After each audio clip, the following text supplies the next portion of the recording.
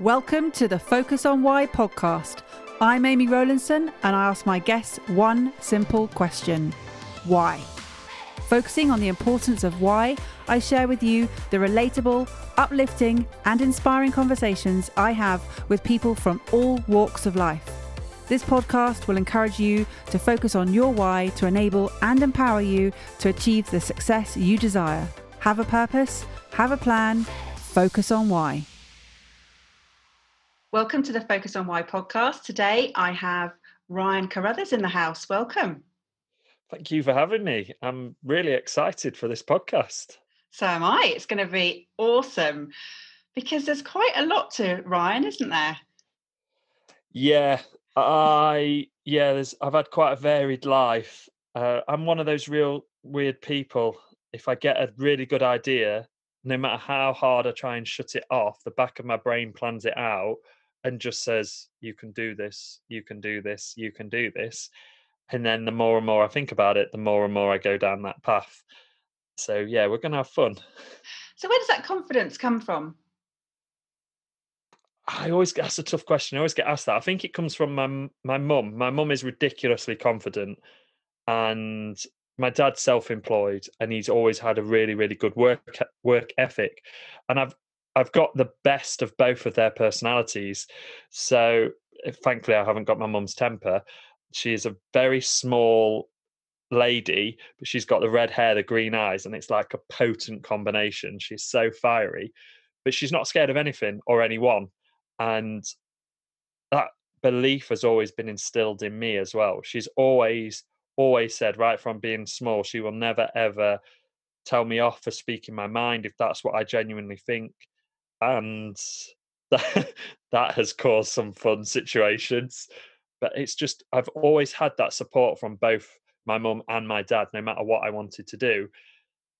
And they've always just instilled that in me. And that's where it comes from, I think. That's great though, to have that confidence, because most people have in their head, oh, you can't do this, it's not going to work. And, you know, they have that voice inside, but you have the opposite. You're like, go for it. It's going to be awesome. Yeah, I've got a cheerleader up here. I always think it's like a lady who works in my co-working space said she thinks that everybody has a voice in their head. Once you give them a name and you give them a character, actually, it just works. And she was like, who would you be? And I'm like, Harvey Specter from Suits, 100%. Like Harvey Specter in my head, 100%. Really good closer, really confident. And I wish I was as cool as him though. Well, I'm sure Harvey thinks you are. So, I love you. So tell me, what is it you're doing at the moment, Ryan? So at the minute, I have two companies. I have a company that I have had for many, many years that has evolved and has grown, and it is probably my greatest achievement. And that's a company called Betfair Trading Community. It's a community for people that want to trade on Betfair, and it has a software element to it. And it's a subscription membership business.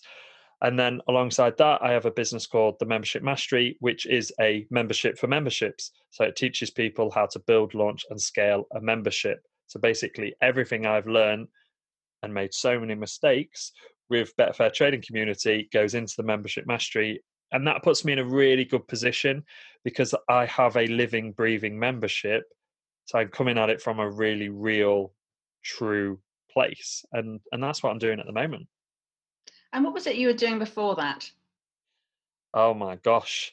So before that was property development alongside Betfair Trading Community. And in the property world, I think the only thing I haven't tried is industrial. So a pretty broad spectrum. So lots of flips, HMOs, commercial to resi, all of that sort of thing. Yeah, so I got into property initially because I had a business called BetGreen, which was my first subscription-based business. It was a smaller version of Betfair Trading Community. And a competitor, I got this email from a competitor saying, we would like to buy BetGreen for £70,000. And I ignored it because I thought it was a joke. I thought it was one of those emails that you get where it's like a long lost relative has left you 400 million. Oh, amazing. All my prayers are answered. Can now finally go buy that Ferrari.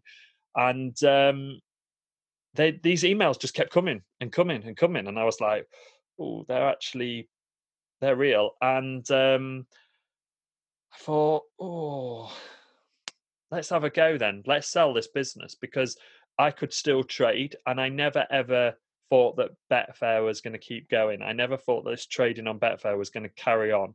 I always, and I still do think this every year. I think this is the year it's going to stop, and it never does. But there is a lesson in there, and I think you never take anything for granted, and then you come at it from a different angle. And I offered on a property. I thought I went to view this house. It was on the market, £100,000. It was in Lincoln, and I said to the estate agent, I knew nothing about property. I knew nothing about much, to be honest. I said, "I give you 70 grand in cash for it." I thought, I'm selling my business. I'm going to trade on Betfair anyway. I will probably pick up 1 to 2 of these houses with no mortgage every year for the next few years. And that will be my pension. If anything happens with Betfair, it happens. It happens. That sounds proper common, that. And that will be it. I will do something else. I know I'm entrepreneurial and I know I need a different challenge. The agent said yes. I was like, "Pardon? I beg your pardon?" She was like, "Yeah, I think if you could do 70 grand cash and you could exchange and complete within 28 days, you'd have it." I was like, "Oh, don't know how long it's going to take to sell my business, but maybe we can sort this out." And fortunately, I met a businessman who was buying for his pension, and he was basically stripping his company. It was a cash cow. He was stripping it, paying his tax, buying property outright cash and holding on to them for his pension. And he said, "I'll give you £1,500 if you let me buy that property." And I was like, "What? You can do that?" Oh, here we go. So I outsourced a lot of the heavy lifting with BetGreen. I didn't sell BetGreen. I put a stop to the sale, and I started sourcing effectively. Didn't know it was called sourcing for this one gentleman.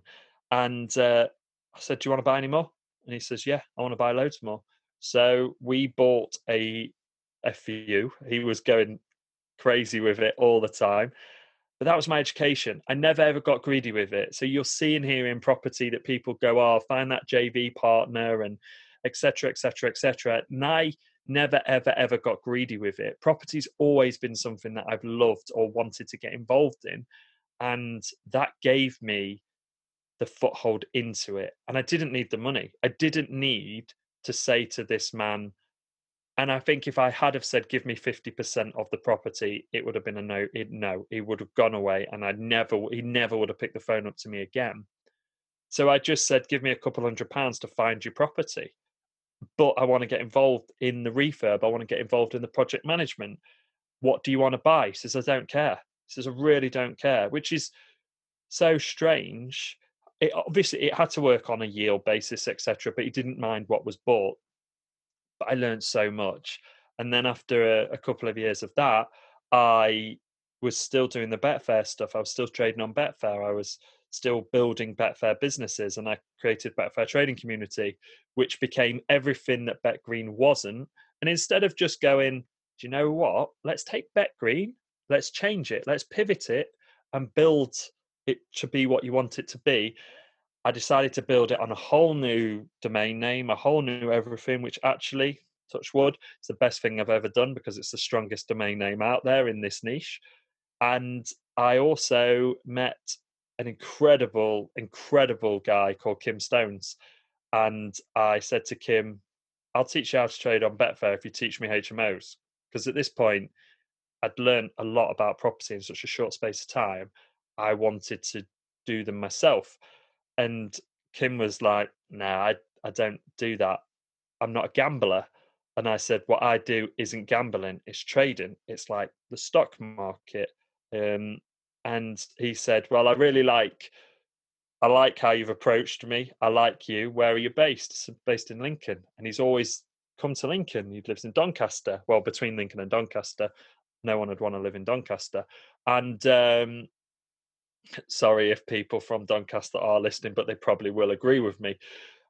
And he came to see me, and it became this bromance that formed this incredible business relationship where I learned so much from Kim. Kim is straight to the point. There's a spade is a spade, and I just learnt so much from him. And instead of him just saying to me, "Oh, I'll teach you," he said, "Why don't me and you just have a go at this together?"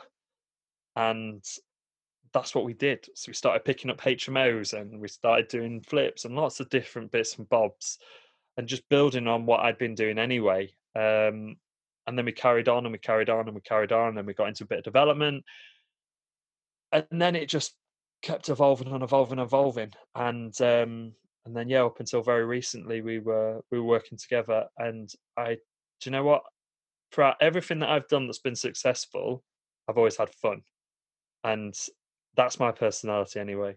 And people always look and think that I'm just having fun, but behind the scenes, I'm ridiculously analytical and I'm ridiculously thoughtful. I'm thinking about stuff. I just find that I can get to the decision a lot quicker than most people, which sounds really arrogant, but it isn't at all. I just find that my brain works at a ridiculous pace, which is probably why I can trade on Betfair as well, and I can understand the markets. And that's what I was doing before the Betfair and the membership stuff, but it was running alongside all of that. So how did it start? How did what start? The The property? Betfair. The Betfair. Oh Mm. my gosh. So that's a really funny story as well. So I was student, 18, university, didn't really know what I wanted to do. But when I was 16, I had a part-time job at Asda, and I got on really well there. And they were always asking me, even at 16, 17, would I consider the management program that they've got? And I was just a student at sixth form. It's a part-time job.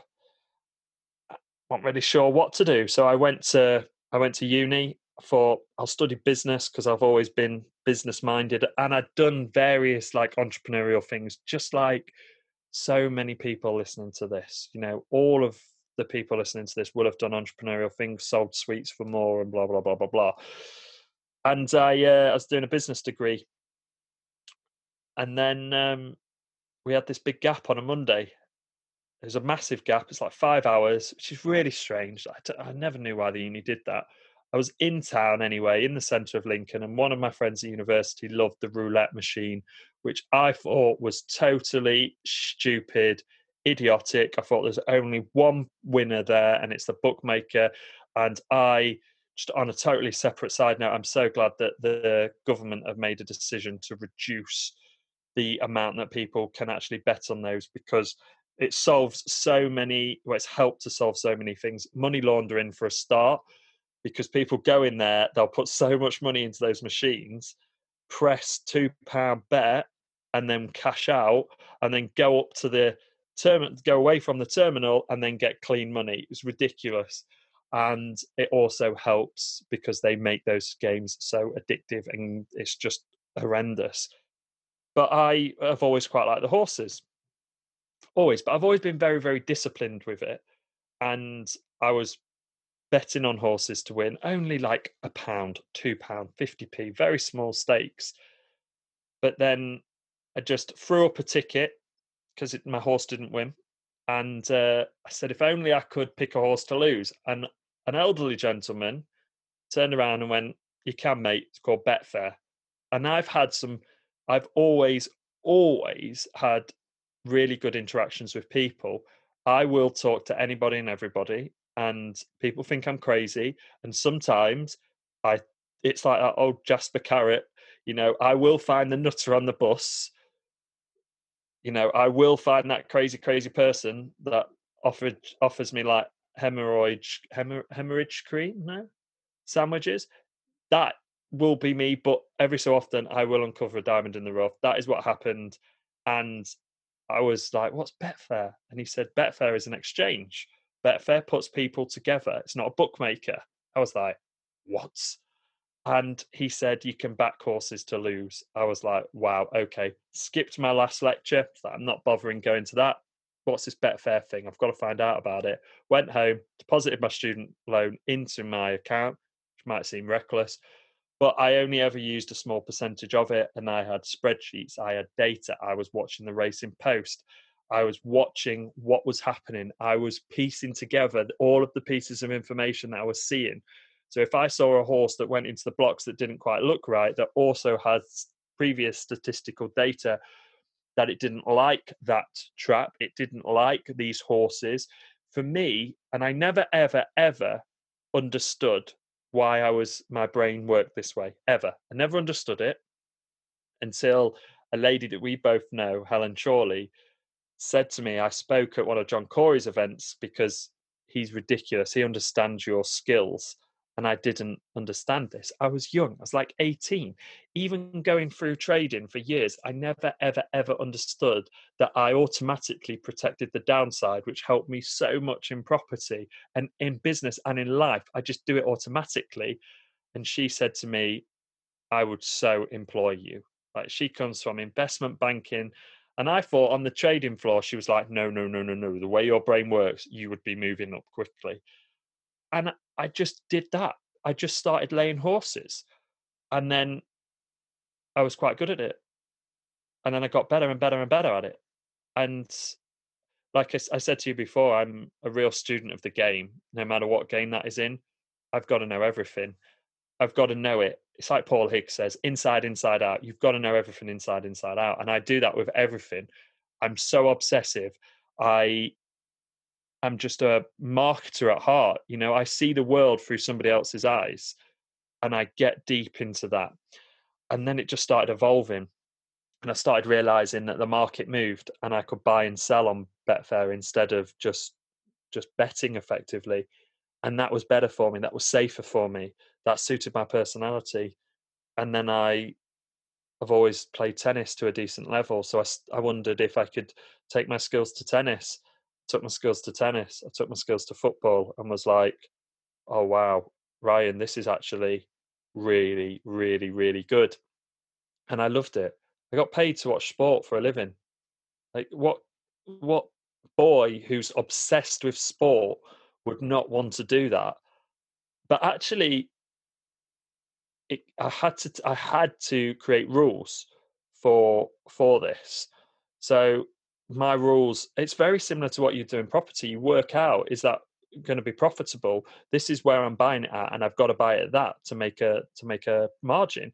And this is where I'm getting out at. And that's what I do with my trading. And I advise all of my traders to do that, because then people always think it's betting and it's really not. It's trading. I have a stop loss, I have a profit percentage.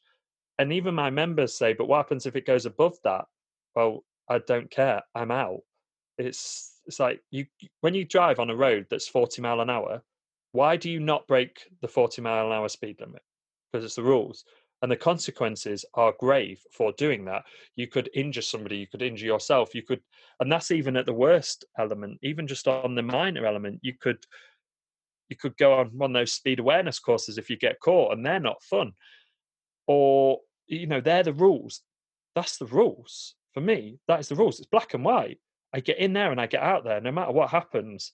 And even when people say, oh yeah, but no, no, no, there's no yeah, but for me.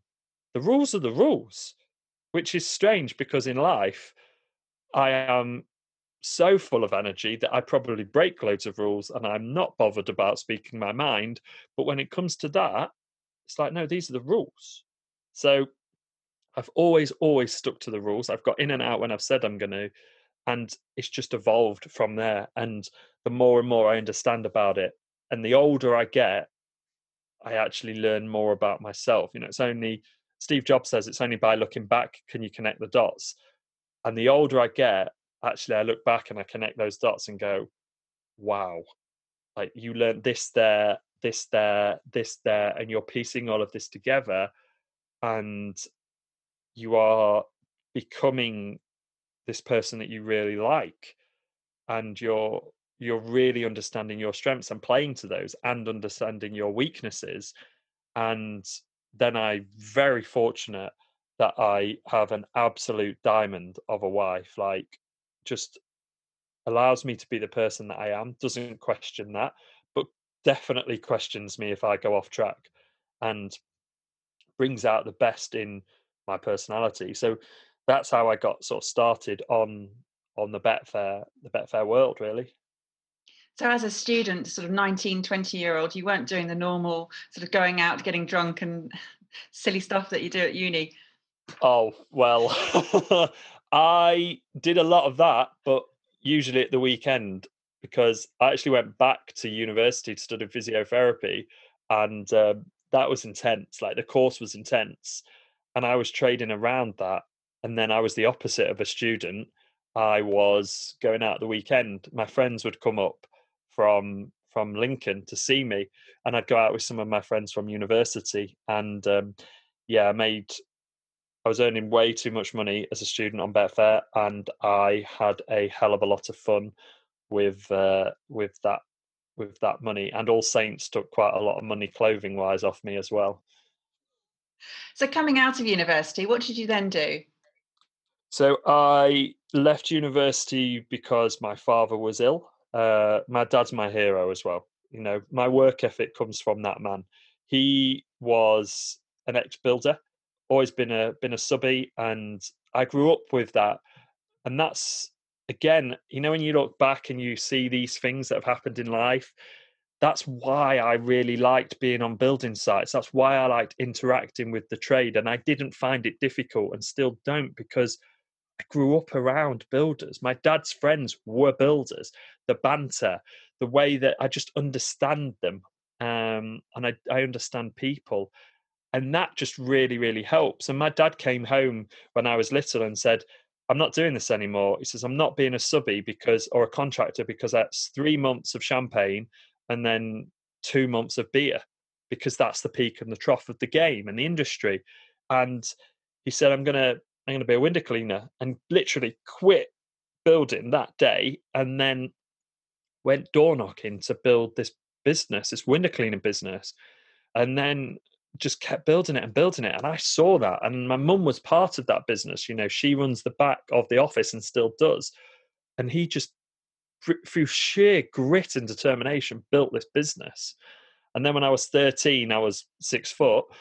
So he woke me up on a Saturday morning, and his exact words, oh, I won't repeat his exact words, but he said, "You are tall enough to reach the top of the windows. You're coming with me." So when every other 13-year-old boy is sleeping till 2 o'clock, 6 o'clock, I'm up, I'm out in the freezing cold, dragging a wet bucket around, cleaning windows. But do you know what? Up until very recently, I still used to do that with my dad. And I know, and he even tried to pay me. And every Saturday morning, I used to go 2, 3 hours with my dad. And I know there'll be a point in my life where he's not around, and I'll look back and go, "God, I'm so glad I did that." And when he was ill, there was no question. You know, my dad had put me through university as well. He paid for my accommodation, even though I was trading on Betfair. Even though I said to him, "Dad, don't." He was like, "No, I'm paying for your accommodation." And I don't actually think he knew I was trading on Betfair, even though I told him, "I don't need your money." He wanted to do that. So when he was ill, it was like, "Yeah, Dad, you just worry on, you just focus on you. You focus on getting back to full health. I'm gonna sort this out for you." And it was just, I just pieced it all together quite quickly. I walked into his office, and he had whiteboards with the rounds on. It was a window cleaning business, and he had a substantial business, and he had people who worked for him, people who relied on him, and they were all builders, because when he needed a staff member, he'd go back to his mates and say, "Are you sick of building?" "Yeah, do you know what? I don't see my kids for months on end." "Well," my dad said, "Do you want to come and work for me? It's a better lifestyle. We'll start early, but you finish early. You won't be able to take your kids to school, but you'll be able to pick them up." And they loved that. And then I made loads of mistakes with them, because I'm young, I'm 21, and I'm full of energy, and I'm green to business. Really, I've got all these ideas about where I want to take it, and I learned a hell of a lot about how to talk to people and how to understand people. And I've all just people are the greatest asset. People are business. Don't care. People don't do business with corporations or anything like that. They do business with you. you build a relationship with them, you know their family, their wives, their boyfriends, their girlfriends, whatever it may be. And I just took that company and ran with it and started to look at what else we could do, not in a crazy way, but in a where can we add additional revenue where we already are, and in our skill set. So not doing things that we aren't good at, doing things that we are good at, doing things that we have capacity to do. So we were asked for like fascias and soffit cleaning. Well, we've already got all of the equipment to do that.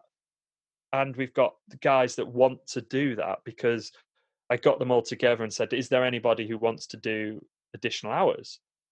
Yeah, there is. I've quite happily worked till 4 instead of finishing at 2, because my girl's 16 and I want to buy her something for a 16th special. Okay, cool. Well, this is what we're going to do. We're going to do some fascias and soffits. Instead of referring that off to other companies that never gave us a kickback, well, would do initially and then wouldn't, and we helped build their business because we had so many referrals. We brought that in-house and then started to build this out. We also started to look at, why aren't we getting in with house builders? They're paying people to do builders cleans on the windows when 2, 3, 400 developments have been finished. So 2, 3, 400 houses are being built. Why aren't we doing that? We have capacity for that. It's already there. Why aren't we increasing the commercial element?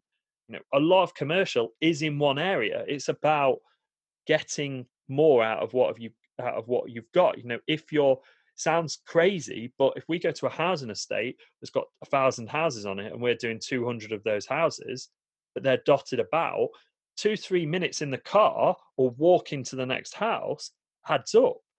Whereas commercial, shop, shop, shop, shop, shop, shop, shop, they're all next to each other. There's no downtime. So we started to get schools, we started to get shops, commercial, and all this kind of stuff. And I built all of that out, and that's, in a long-winded way, that's what I was doing sort of before that, after university. So just spotting opportunities. I mean, it looks like you mentioned earlier about the selling sweets as a kid. So you've always just spotted that opportunity. Always seen the opportunity, and always, my dad says I've always been obsessed with money, always. And I'm just obsessed with the opportunity. It's just that opportunity. It's that buzz of seeing that opportunity and running with it. And I think the older I get, the more I understand about capacity, and does that align with you? Does that align with the business? Is it something that is going to, enhance your life? If not, then no, we're not going to do that. But yeah, spot that opportunity and then saying, can we do that with the capacity that we've got? And does it help? Because anyone can be a busy fool, but what actually happens there? It's like with the windows. We didn't go and then do fascia soffits, and then while we were up there go, oh, by the way, the roof's broke, we can clean the roof for you or replace some of your roof tiles, which we're not specialists to do. We could say to the customer, the roof's broken. We noticed it when we was up there. Here's a good roofer. That roofer might have given us a bit of a kickback for getting them the job. But spotting the opportunity and then working out, is that actually aligned with what we've got? And is it the best use of our time? Yeah, and I've always done that. That certainly does sound like you've always made the most of your time as well. There's no downtime for Ryan, is there? Well, no, but there is and there isn't, because I've always, me and Toby, who is a fantastic guest on this podcast, is a very, very good friend of mine. And he said something to me that really, really resonated. And he said he's always realized to be successful, he needed a high degree of flexibility. And that is me as well. And I'm sure there's people listening to this podcast like Sarah Nosrala, Jack Jiggins, who know me, who know that they might ring me and I'll be on the golf course and it's a Tuesday afternoon. I very much go with the flow. So I may do a Monday and absolutely smash it and get 16 hours worth of work done in 8 hours. And then on the Tuesday, I might do 4 or 5 hours and go, do you know that what? I'm just going to go play golf now. And I learned from Tim Ferriss, he writes 3 things, big things that he wants to get done that day, done. Once he's done them, if he carries on working, great. If not, he goes and enjoys it. And that's where I'm moving towards, and I'm very, very, very much pushing. And as I mentioned, the wife, a big driver for me working so hard is to actually be able to spend time with her when she finishes early, or spend weekends with her. You will not get me, and this is one of the things I learned from Kim as well. You will not get me after like 5:30, and you will not get me on a weekend, because he always said, and I was very much of, oh yeah, but I need to be on it. I need to. And Kim was like, "What's the worst that's going to happen, mate?" It's like, people will find a way. What's the worst that's going to happen? What's the worst that's going to happen, mate? And I learned that very quickly, that actually, what is going to happen? What is the worst that's going to happen? And I think when you take that approach to it as well, we're entrepreneurs. We have a job in our business, and one of the jobs in our business is to find systems to build that do give you flexibility so that things can happen. And that's what I've always thought. And I haven't always thought it. I learned it from Kim and other people. And now my flexibility is great, that I would not change my life for anything. I absolutely love it. I love being able to play golf. I love the fact that I can spend 10, 20 minutes with the cat and nothing's really going to happen. That 20 minutes is probably an hour, but yeah, I just love having the flexibility. And you love your cats, they're gorgeous. I'm surprised we haven't seen one yet. Yeah, she's currently sat at my feet. She is looking lovingly at me. Oh, it's gorgeous. So that would be why you have these 2 businesses, which are hands off, running whilst you don't have to actually be in them.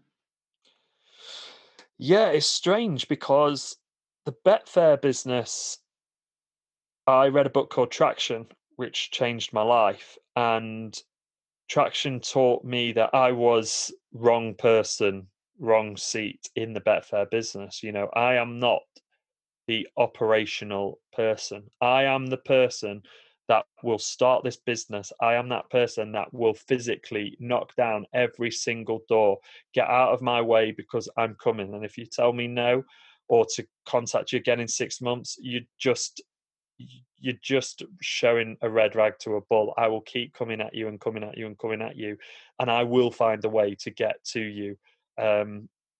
So I'm that person, and I've learned that in business. Business has different stages, and you are the guardian of that business.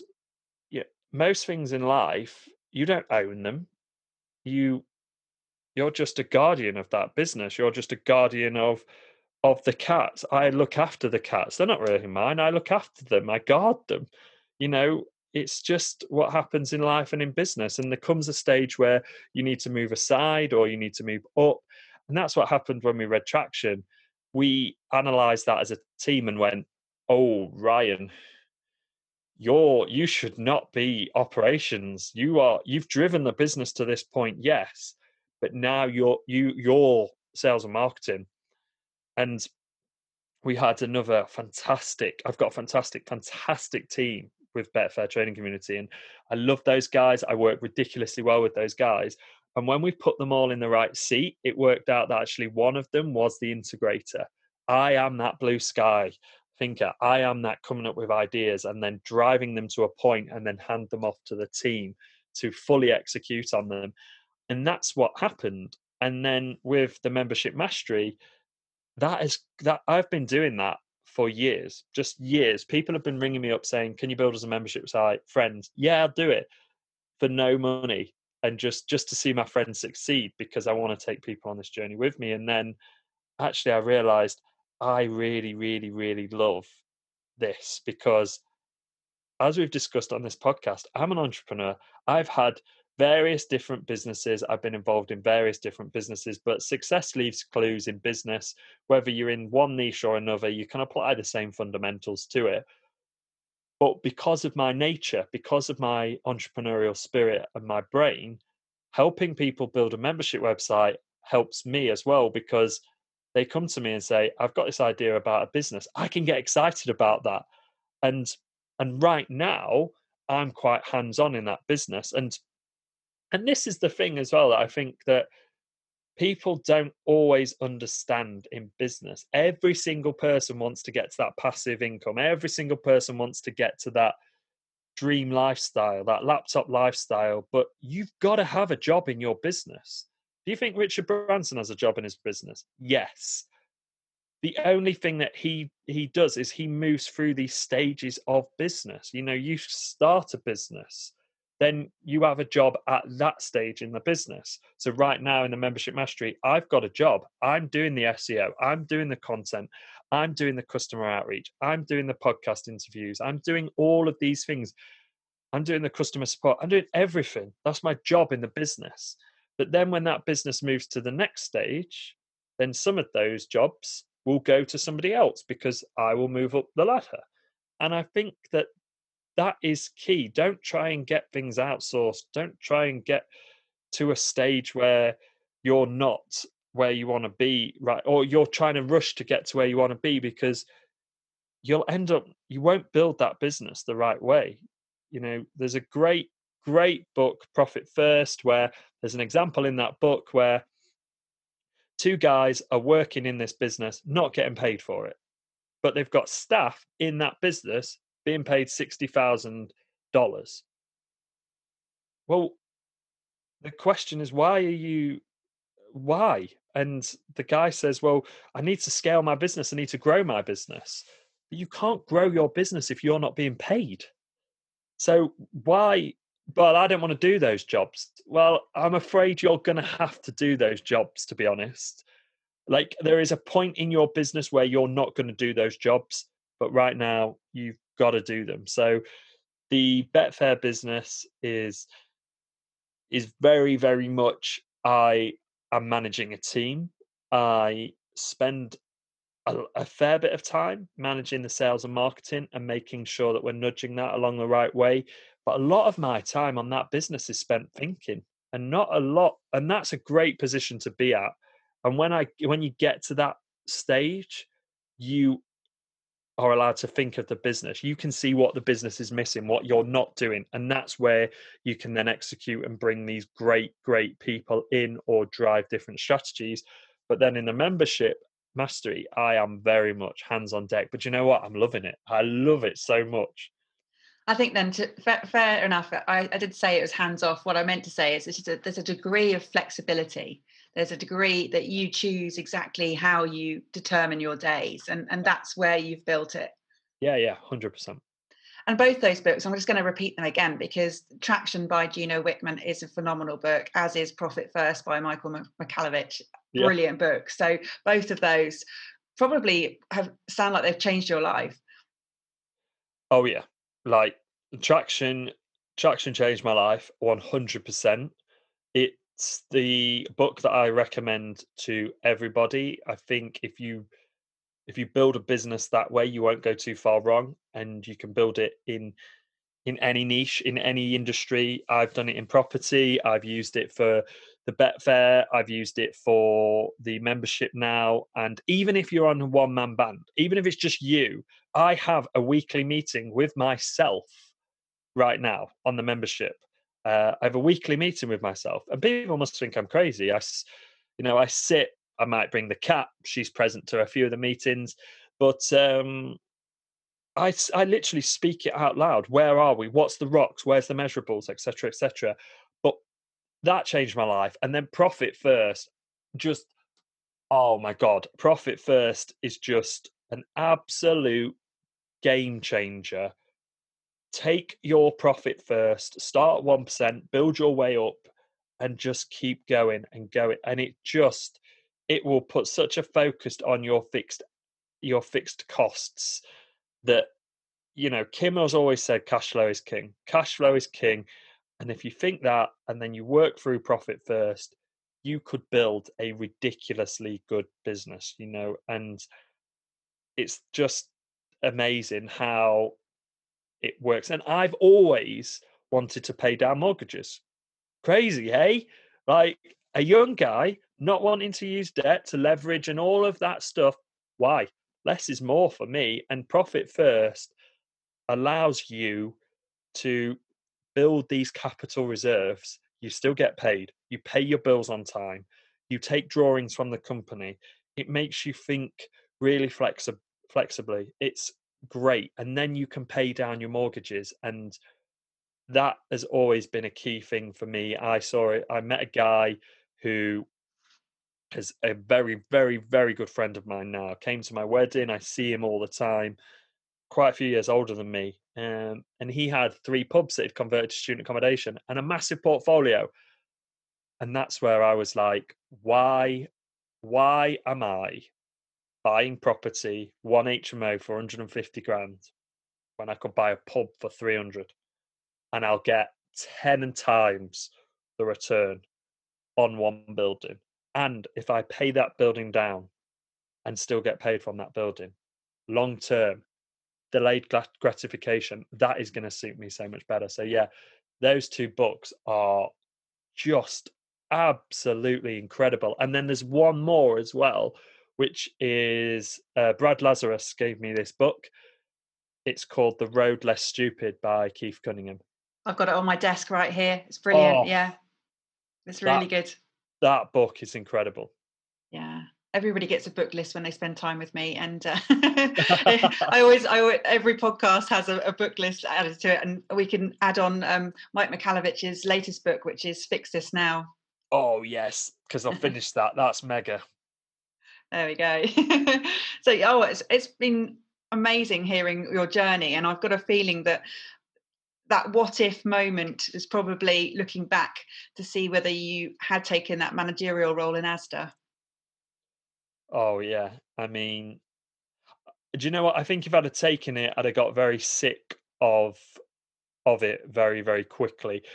And I was coming to a point in my life where I was actually becoming more and more independent, more and more outspoken, and understood that I could not change.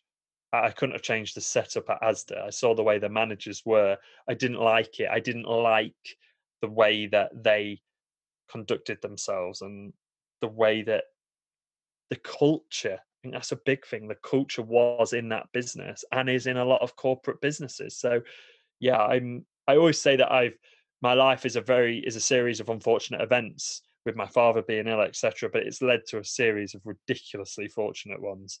And that's not even to do with money. That's just to do with happiness and where I am in my life. So you've created your own luck. Yes, I do think that you create your own luck. Again, something I got from Kim Stones. He says, these people that say, oh, you're just lucky. No, you're the one that creates your own luck. You're the one that goes out when it's freezing cold and you're cleaning windows because people have let you down, or, you're going to move a tenant in, or you're going to build furniture in your HMOs. I think up until it was probably 3 or 4 years in, I was still building all the IKEA furniture in the HMOs. Sarah, even the wife, came and helped me build the furniture. You put yourself in the position, you give yourself the best chance for success, and you create your own luck. And when you do that, life's just ace. And it is your wife that you drives you, as you say. 100%. 100%. I've always had a ridiculous amount of drive and determination. Always. It's always deep. I have that internal motivation. I never feel like I can't do anything. But then when I met Sarah, it just went up a gear, and it just keeps going up and up and up. And Sarah's a chartered accountant. Sarah is the definition of my opposite in every single way. She is introverted. She is quiet. She is not outspoken. She is the loveliest person you will ever meet. And then you've got me, who is outspoken, who is extroverted, who will call you out and will not mind if I upset you. And it just works just so, so well. And she also loves cats, which, although I did have to pester her every day when we moved into in with each other, every single day, I just asked her, can we have a ginger cat? can we have a ginger cat? Can we have a ginger cat? Can we have a ginger cat? And then she gave him. That's brilliant. It took me 20 years to decide my husband to get a dog. So yeah. Woohoo! I know. In the end, there was about a second or two of weakness, and I was out the door like a flash. Yeah, I literally was. I came back. I'd already spotted one, so I was sort of pestering him every day. I mean, oh my goodness! But we finally had our dog now for 5 years, so it's awesome. Amazing. Yeah, you just got to go for it, haven't you? In the end. Yes. It's been an absolute blast, Ryan. I can't believe the time has flown by. It's brilliant. Thank you so much for coming on the show. No, thank you so much for inviting me to be on such a good podcast. It was so good. I can't believe how fast it's gone. Have you got a final message for the audience?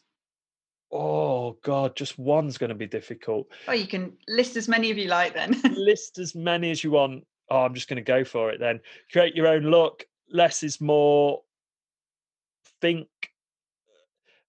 fast, but talk slow. And also think about the fact that life is only 30% events and 70% how you handle them. You are responsible for what happens. So no matter what is happening, whether it's in business or life, it's just an event. If you let that event drive your day, if you let that event drive your week, if you let that event drive your month, then it will get the better of you and it will delay you. It will make you miserable. It will just could ruin everything that you've built. Just realize that it's how you handle those events. And you are surrounded by a ridiculous amount of people that are good people and they will help you. So don't be afraid to just pick up the phone and say, can you help me with this? Because then it comes back to that event. If you're struggling with something, you handle that by, oh my God, what am I going to do? Or actually, I know someone who can help in this situation. I'll ring them up. Boom. That's just giving you clarity. You've learned, solved a problem, crack on, build a business, build a life. That's it. Thank you for listening to the Focus on Why podcast. I'm Amy Rowlinson, and if you've enjoyed this episode, please leave me a 5-star Apple Podcast review. Connect with me on LinkedIn, Instagram, and Facebook, and become a member of my inspiring, uplifting, and positive Focus on Why Facebook group. I help people to focus on their why with clarity, uniting their passion with their purpose with a plan to create the life they truly desire. If you would like me to help you focus on your why, then please book a free 20-minute coaching call via calendly.com/Amy Rowlinson. And if you haven't already, please sign up for the Friday Focus weekly newsletter via my website, amyrowlinson.com. Have a purpose, have a plan, focus on why.